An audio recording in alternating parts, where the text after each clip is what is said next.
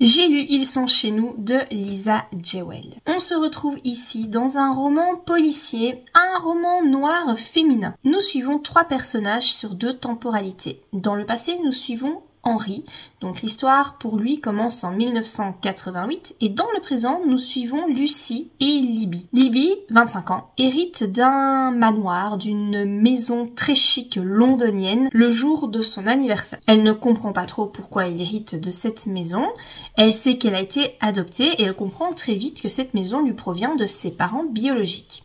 Elle va donc essayer de découvrir le mystère qui l'entoure. Lorsqu'elle avait 10 mois, elle a été retrouvée seule dans son berceau avec ses parents et un autre homme inconnu jusqu'alors, suicidé dans la cuisine. Nous suivons donc aussi dans le présent Lucie. Lucie qui est mère de 2 enfants, 12 ans et 6 ans.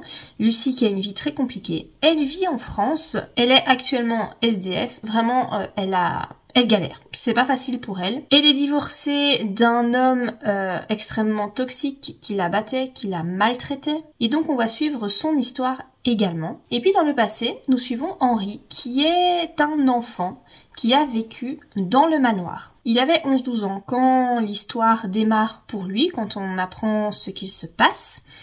Ses parents sont très riches, ils mènent une vie aisée et puis du jour au lendemain, des gens commencent à arriver dans sa maison.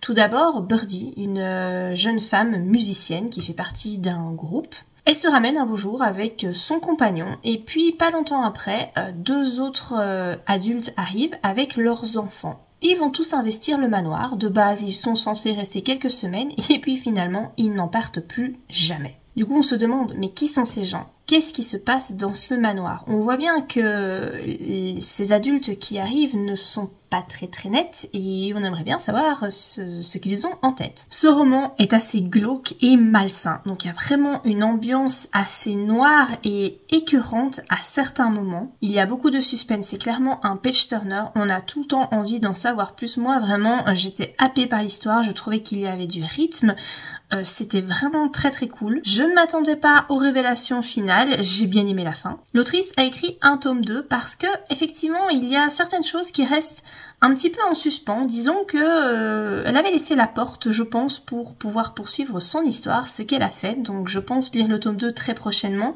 pour avoir vraiment l'histoire en tête et me souvenir de tous les personnages. C'est pour moi un très bon Lisa Jewell que je vous conseille, j'ai passé un très chouette moment.